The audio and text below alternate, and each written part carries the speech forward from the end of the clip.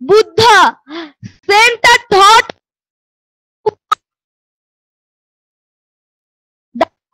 at the west and below until the whole universe was filled with this love.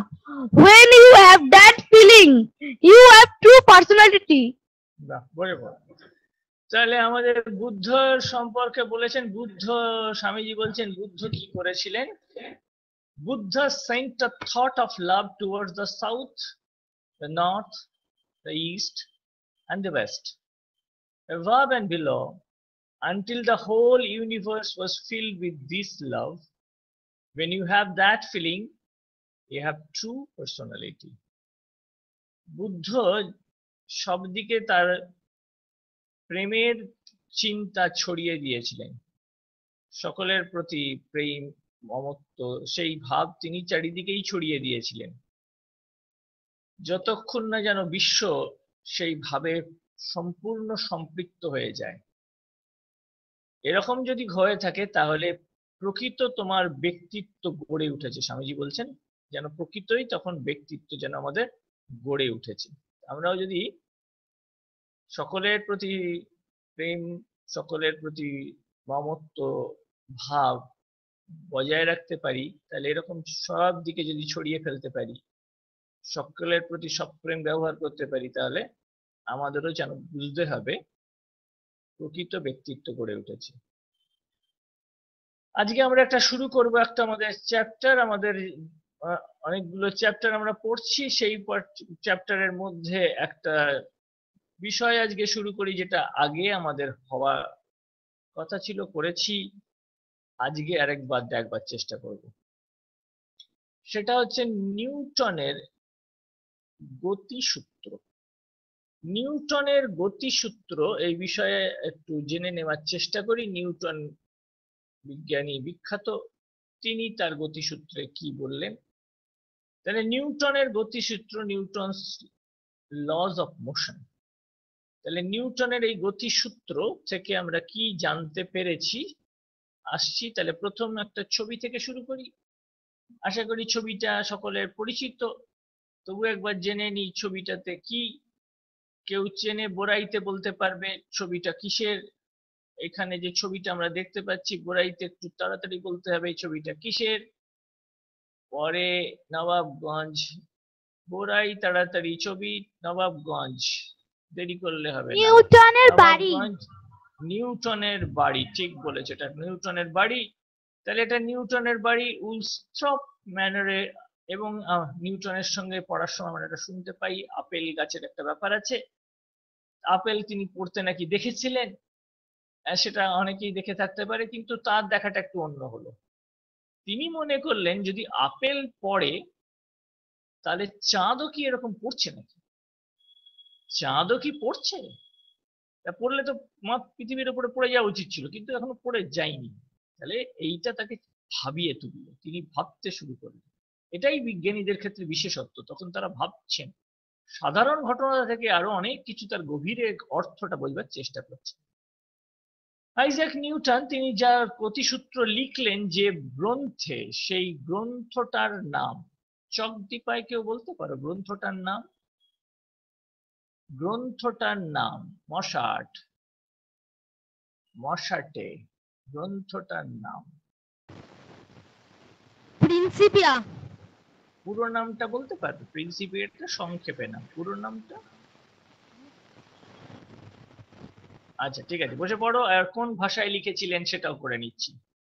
বিজ্ঞানী Newton এই বইটা লিখেছিলেন Latin ভাষায়, এবং বইটার পুরো নাম যেটা ইংরেজি করলে দাঁড়ায় সেটা ব্র্যাকেটে বন্ধনীতে লেখা আছে mathematical principles of natural philosophy, সংক্ষেপে প্রিন্সিপিয়া। তিনি তিনটে গতিসূত্র নিয়ে আলোচনা করলেন, গতি সংক্রান্ত বিষয়ে তিনটি সূত্র বললেন। সেই বইটার প্রথম পাতাটা এইরকম। তাহলে ফিলসফি ন্যাচারালিস প্রিন্সিপিয়া ম্যাথামেটিকা, ল্যাটিন ভাষায় বই, ইংরেজি করলে হয় mathematical principles of natural philosophy. গাণিতিক যে নীতিমালা, প্রাকৃতিক দর্শনের প্রাকৃতিক ঘটনাবলীর গাণিতিক নীতিমালা তিনি যেন প্রণয়ন করলেন।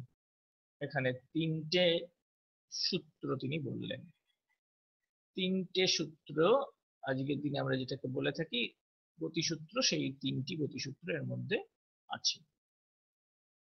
এখন এই তিনটে গতিসূত্রে কি বলা হয়েছে আমরা একটু সেটাও তাকিয়ে দেখার চেষ্টা করব, পরীক্ষা সংক্রান্ত কিছু করতে চেষ্টা করব, দেখি তাহলে তাকে জানা যায় কিনা, বোঝা যায় কিনা। প্রথম গতিসূত্র, নিউটনের প্রথম গতিসূত্রতে বলা হয়েছে যে বাইরে থেকে প্রযুক্ত বল দিয়ে অবস্থার পরিবর্তন করতে বাধ্য না করলে স্থির বস্তু চিরকাল স্থির থাকবে, সচল বস্তু চিরকাল সমগতিতে সরল রেখায় চলতে থাকবে।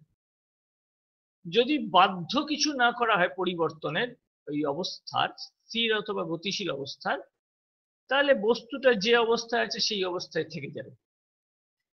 নিউটন প্রথম এই বিষয়টা বললেন, বাইরে থেকে প্রযুক্ত বল দিয়ে অবস্থার পরিবর্তন করতে বাধ্য না করলে স্থির বস্তু চিরকাল স্থির থাকবে, আর সচল বস্তু যদি হয় চিরকাল সমগতিতে চলতেই থাকবে সরল রেখায়। এই হলো নিউটনের প্রথম গতিসূত্র। এখন প্রথম গতিসূত্রতে তাহলে কয়েকটা জিনিস বলা হয়েছে, যদি আমরা একটু ভিতরের কথাটা বোঝবার চেষ্টা করি তাহলে আমরা দেখতে পাচ্ছি বলা হয়েছে স্থির বস্তুর স্থির একটা অবস্থা, একটা গতিশীল অবস্থা, আর একটা বলা হয়েছে বলের কথা, যেটা কিনা বাইরে থেকে প্রযুক্ত হলে অবস্থার পরিবর্তন করতে পারে। অবস্থা মানে স্থির অবস্থা অথবা গতিশীল অবস্থা। স্থির বস্তু মানে সময় এবং স্থানের সাপেক্ষে যে নিজের অবস্থানটা পরিবর্তন করছে না, সময়ের সাপেক্ষে যে নিজের অবস্থানটা পরিবর্তন করছে না, সে হচ্ছে স্থির বস্তু। আর যে সময়ের সাপেক্ষে অবস্থানটা পরিবর্তন করে চলেছে সে সচল বস্তু। তাহলে এই বিষয়টা আগে আমাদের নিউটন বলেছেন। নিউটনের প্রথম গতিসূত্রে সেই বিষয়টা বুঝতে পেরেছি যে স্থির বস্তু বলে কি বোঝানো হচ্ছে, গতিশীল বস্তু বলতে কি বোঝানো হচ্ছে, আর এই অবস্থা দুই পাল্টাতে পারে বা পাল্টাবার চেষ্টা করতে পারে অন্য একজন, সেটা হচ্ছে প্রযুক্ত বল। তাহলে নিউটনের প্রথম গতিসূত্র বললাম, এর মধ্যে আসছি স্বামীজির একটা কথায়। স্বামীজি একটা কথা বলছেন, এখানে সেই কথাটা একটু পড়ে শোনাতে হবে। তেঁতুলিয়ায় একজন একটু স্বামীজির কথাটা পড়ে শোনাও, তেঁতুলিয়াতে স্বামীজির কথাটা একটু পড়ে শোনাও। তেঁতুলিয়াতে স্বামীজির কথাটা পড়ো। গতি আবশ্যক, চিন্তা হলে মনের গতি, এই গতি থেমে যাওয়ার হলো মৃত্যুর সূচনা। আচ্ছা, এমন দ্রুত পড়লে লোকে সবাই তো বুঝতে পারবে এমনটা নয়, তুমি একটু ধীরে পড়ো, গতি যেমন আবশ্যক, সবাই বোঝে। পড়ো আরেকবার। গতি আবশ্যক, চিন্তা হলো মনের গতি, এই গতি থেমে যাওয়ার হলো মৃত্যুর সূচনা। বেশ, বসো। এইবারে তবে না ভালো, তবে না সবাই বুঝতে পারবে। তাহলে গতি আবশ্যক, চিন্তা হলো মনের গতি, গতি আবশ্যক, চিন্তা হলো মনের গতি, এই গতি থেমে যাওয়া হলো মৃত্যুর সূচনা। আমরা সতত চিন্তা করছি, এই চিন্তাটা যদি সুপথে চলে ভালো, তাহলে এটা হচ্ছে মনের গতি। আমরা বাইরের জগতে গতির, বস্তুর গতির মধ্যে এসে পড়েছি, স্বামীজি এর সঙ্গে কাছ থেকে আরেকটা অন্য জগতের গতির কথাও নিচ্ছি, সেটা হচ্ছে মনের গতি। মনের গতি থাকা চাই, গতিশীল হওয়া চাই, নইলে এমন একটা স্থির হয়ে গেলে, কোনোই চিন্তা শক্তি রহিত হয়ে গেলে তাহলে তো চলবে না। সেটা হলে, সেটা বলছেন স্বামীজি, যেন সেটা মৃত্যু তুল্য, মৃত্যুর সূচনা করেছে, সেটা জীবনের অস্তিত্ব জানাচ্ছে না। জীবনের অস্তিত্ব বুঝতে গেলে চিন্তা থাকা চাই। এটাই ইংরেজিতে কথাটা হচ্ছে external motion we call action, internal motion is human thought. Swamiji কথা বাংলাতে করলাম, এরপরে ইংরেজিতে এসেছি। নিউটনের প্রথম গতিসূত্র থেকে যা পাওয়া যায় একটুখানি করেছিলাম, এবারে একটু লিখছি। প্রথম গতিসূত্র থেকে পাওয়া গেছে যা পাওয়া গেছে বস্তুর জাড্য, ওই স্থির অবস্থায় থাকা অথবা গতিশীল অবস্থায় থাকা, এটা হচ্ছে জাড্য ধর্ম। তাহলে বস্তুর জাড্য জানতে পেরেছি। আর জানতে পেরেছি বলের সংজ্ঞা।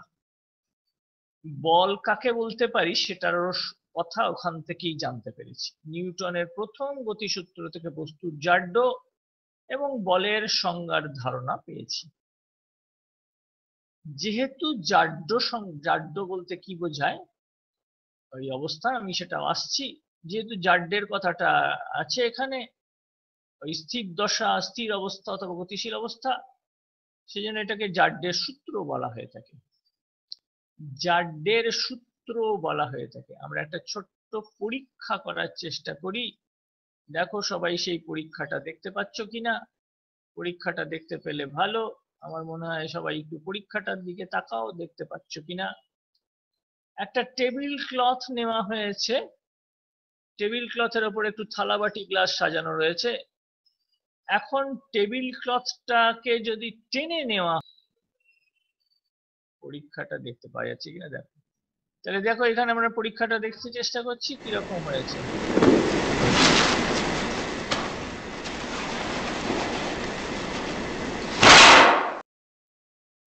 তাহলে যেমনটা বলেছিল তেমনটাই দেখতে পেয়েছি, যে টেবিল ক্লথটা টেনে নিয়েছে কিন্তু থালাবাটি গ্লাসগুলো পড়ে যায়নি, থালাবাটি গ্লাসগুলো ঠিকই আছে।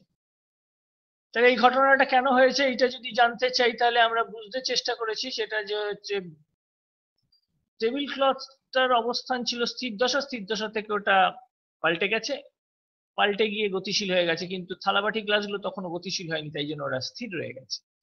এর কারণের জন্য এটা স্থির দশাটা এই রকম। তাহলে এই রকম স্থির দশাটা দেখতে পেয়েছি এই কারণে।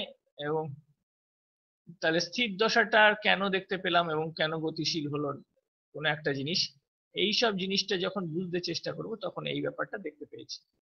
আসছি তাহলে যেখানটা পড়ছিলাম, আমরা একটু তাহলে ফিরে যাচ্ছি। নিউটনের গতিসূত্রের ব্যাপারটা দেখেছি, কিন্তু যদি টেবিলটা লম্বা হয়, যদি টেবিলটা লম্বা হয় তাহলে কি হবে? কেউ একটা বলতে পারে টেবিলটা যদি লম্বা হয় তাহলে কি হবে? নবাবগঞ্জ বলতে পারো টেবিলটা যদি লম্বা হয় তাহলে কি হবে? পরে কোন নগর? টেবিলটা যদি লম্বা হয় তাহলে কি হবে বলো? নবাবগঞ্জ আগে। গ্লাস বাড়িটা পড়ে যাবে। কেন বলতে পারবে? আমরা যে একটু আগে দেখলাম পড়েনি।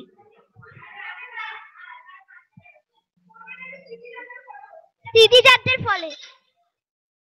আচ্ছা বেশ, বসে পড়ো। কোন নগর বলতে পারবে কি? আচ্ছা হ্যাঁ বসে শুনেছি। কোন নগর বলতে পারবে কি হবে? কোন নগর বলতে পারবে কি হবে যদি টেবিলটা লম্বা হয়?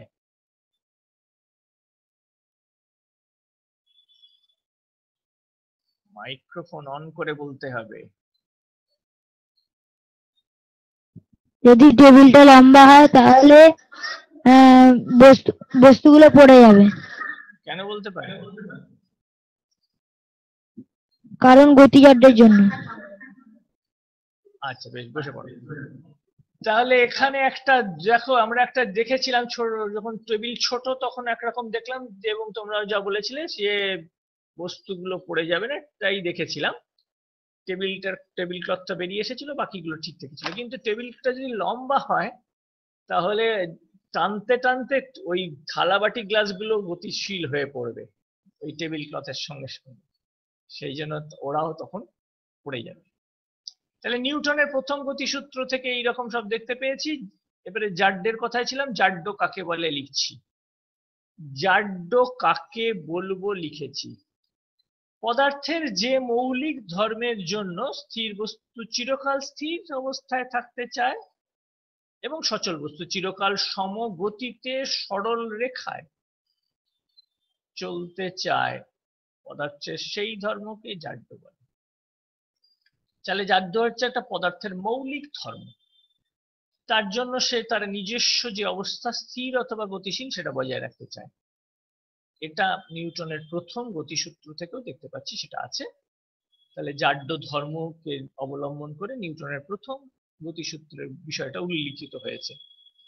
তাহলে জাড্য কাকে বলে করেছি, জাড্য বিষয়টা করেছি জাড্ডো এই প্রথম গতিসূত্রে থাকার জন্য প্রথম গতিসূত্রকে জাড্ডের সূত্র বলা হয়েছে। এটা একটা পদার্থের মৌলিক ধর্ম, যার জন্য চিরকালের জন্য ওই ধর্মটা সে বজায় রাখতে চেষ্টা করে, হয় স্থির অথবা গতিশীল থাকলে গতিশীল। যদিও আমরা প্রকৃতিতে এই জিনিসটা দেখতে পাচ্ছি না, তার কারণ নিশ্চয়ই সেটাও জানতে হবে। তাহলে আমরা একটা যদি বলকে গড়িয়ে দিয়ে দেখা যায় বলটা কিছু দূর গড়িয়ে গিয়ে থেমে যায়, তার কারণ বলটা যে তলের উপর দিয়ে যাচ্ছে তাহলে সেই তল তাকে চলতে বাধাও দেবে, সেটা ঘর্ষণ বল, সেই বলের জন্য তার গতিটা হ্রাস পেতে থাকবে, সেই জন্য সে সময় থেমে যাচ্ছে। যদি এরকম কোনো বাধা না থাকতো সে তাহলে চলতেই থাকতো ওই সরল রেখায় সমগতিতে। তাহলে জাড্ডো দু রকম আমরা একটা দেখতে পাচ্ছি, জাড্ডোটা স্থির জাড্ডো, গতি জাড্ডো। জাড্ডের পরিমাপ করব তার ভর থেকে, ভরই যদি বেশি ভর হয় তাহলে জাড্ডো বেশি, যদি কম ভর হয় কম জাড্ডো। ভরই হলো জাড্ডের পরিমাপ, ভরটা জাড্ডের পরিমাপ বলছি। এর সঙ্গে একটা নিশ্চয়ই জেনে রাখতে হবে, আমাদের দু ধরনের জাড্ডো, স্থিতি জাড্ডো ও গতি জাড্ডো, এটা দুটোর কথাই আমাদের চলছে। আমরা একটু পরীক্ষাও করেছি আর আমরা নিত্যদিনের অভিজ্ঞতা থেকে দেখতে পাচ্ছি দু রকমই বস্তুটা দু রকম ব্যবস্থা রয়েছে। তাহলে জাড্ডো দু রকম, স্থিতি জাড্ডো ও গতি জাড্ডো।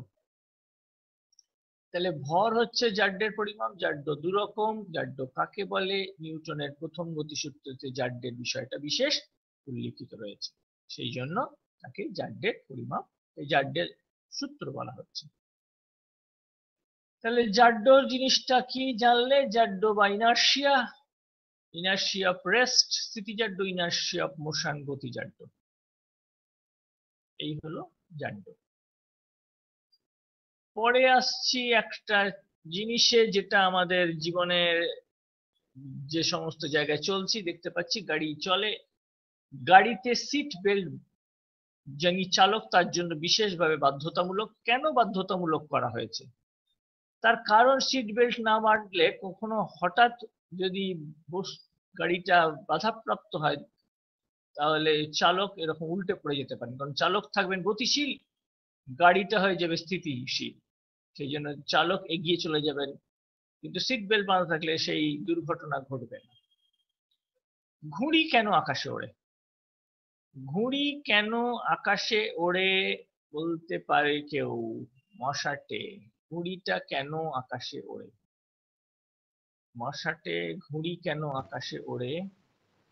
মশাট ঘুড়ি কেন আকাশে ওড়ে? গতি জাড্ডোর প্রভাবে। আচ্ছা বেশ, বসে পড়ো, তাহলে আমরা একটু ছবি থেকে করে নিই বিষয়টা কি। ঘুড়ি কেন আকাশে উঠছে? ঘুড়ি আকাশে ওড়ার পিছনে ঘড়িতে কি কি বল ক্রিয়াশীল? তিন রকম বল ক্রিয়াশীল। একটা বল হচ্ছে টান সুতোয়, আর একটা বল হচ্ছে ওজন, আর একটা ঊর্ধ্বমুখী বল বাতাসের।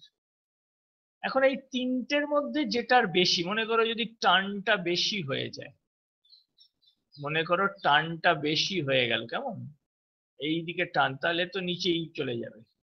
যদি ঘুড়িটার বেশি ভারী হয়ে যায় তাহলে ওজনটা বেশি, তাহলে নিচেই থেকে যাবে। কিন্তু যদি বাতাসের গতিবেগ বেশি হয় তাহলে ওপর দিকে সে চলে যাবে। তাহলে ঊর্ধ্বমুখী বলটা বেশি হলে সে ওপর দিকে চলে যায়, ঘুড়ি আকাশে ওড়ে। এই তিন বলের সামঞ্জস্যের উপরে, তাহলে লিখে ফেলো, ঘুড়িটা ওপর প্রযুক্ত তিন রকম বল। ছবি আঁকা অভ্যেস করবে, তিন বলের কি কি বল করেছি এবং তিন বলের প্রভাবে যদি ঊর্ধ্বমুখী বলটা বেশি হয় তাহলে আকাশে উড়বে। তাহলে আমরা ঘুড়ি গতিটা কখন কিরকম পাবো সেটা করেছি। সেটার মধ্যে তিনটে বল, এবং তিন বলের মধ্যে ঊর্ধ্বমুখী বলটা যদি বেশি হয় তাহলে ঘুড়ি ঊর্ধ্বমুখী থাকবে, আর যদি সমতা বিধান করে কোনো একটা জায়গায় চলছে তাহলে সেখানে থাকবে।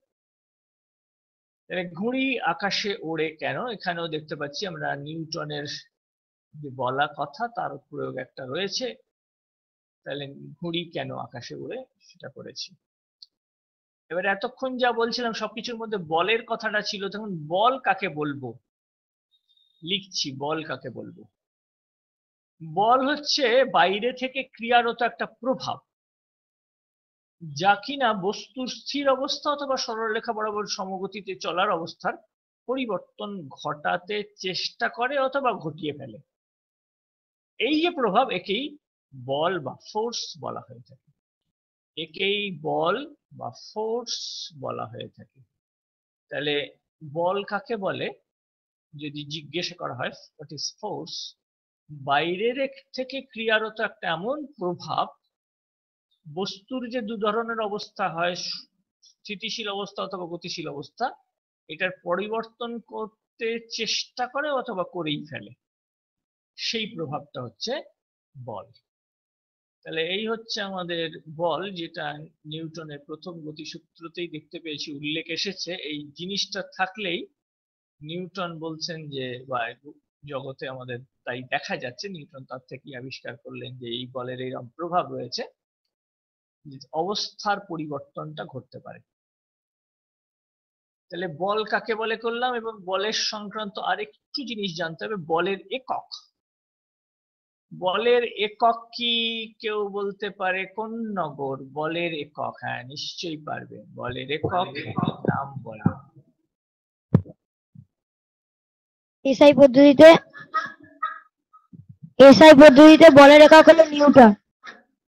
আর সিজিএস বলবে না? সিজিএস পদ্ধতিতে বলের একক হলো ডাইন। বাহ, খুব সুন্দর বলেছো, বলে পড়ো, খুব ভালো। তাহলে আমাদের একক বলে দিয়েছে, সবাই মনে রাখবে। এসআই পদ্ধতিতে নিউটন, বিজ্ঞানী নিউটনের নাম অনুসারে, আর সিজিএস পদ্ধতিতে ডাইন। আর বল এমন একটা রাশি যেখানে দেখতে পাচ্ছি মান এবং অভিমুখ দুই আছে। মান এবং অভিমুখ, এই বলটা এমন একটা রাশি যাকে বলবার সময় মান এবং অভিমুখ দুই বলতে হবে। কত পরিমাণ এবং কোন দিকে, উত্তর দিকে, দক্ষিণ দিকে, উত্তর পূর্ব দিকে কি পশ্চিম দিকে, কোন দিকে ব্যবহৃত হয়েছে, কোন দিকে চলছে, এই ধরনের রাশি হলে তার আর একটা নামও আছে, সেই নামটা একটু জেনে রাখো। বলকে সেই জন্য ভেক্টর রাশি বলা হয়। বলকে সেই জন্য ভেক্টর রাশি বলা হয়। তাহলে বলটা হলো ভেক্টর রাশি, এই ধরনের রাশিকে আমরা ভেক্টর রাশি বলে থাকি। আর এককটা জেনে রাখতে হবে। তাহলে বল কাকে বলে, এবং বলটা এক ধরনের রাশি, সেই রাশিটা কি রাশি, কিরকম নাম, এইটুকু করে রাখলাম। এইটা আমাদের একটু জানার দরকার আছে। বল সংক্রান্ত আলোচনা করতে গেলে আমাদের এইগুলো লাগবে। তাহলে নিউটনের প্রথম গতিসূত্রের মধ্যে বিশেষ বাইরে থেকে প্রযুক্ত বল, একটা বিশেষ ধরনের প্রভাব, সেটা বস্তুর অবস্থা, সেটা কি অবস্থা? স্থির অথবা গতিশীল অবস্থা, সরল রেখায় চলছে, এর দুইয়েরই পরিবর্তন করতে হয় সক্ষম হতে পারে অথবা চেষ্টা করতে পারে। আর পরিবর্তন যদি না করতে পারে, যদি মানে বল প্রয়োগ করা যদি না হয়, তাহলে যে যার অবস্থায় চিরকালের জন্য থেকে যাবে। যদি স্থির থাকে, চিরকাল স্থির, মানে সময়ের সাপেক্ষে সে অবস্থান পরিবর্তন করবে না। আর গতিশীল সরলরেখায় যদি হয়, সে চিরকালের জন্য এই সরলরেখায় গতিশীল, সমগতিতে চলতে থাকবে। এটাই নিউটনের প্রথম গতিসূত্রের কথা।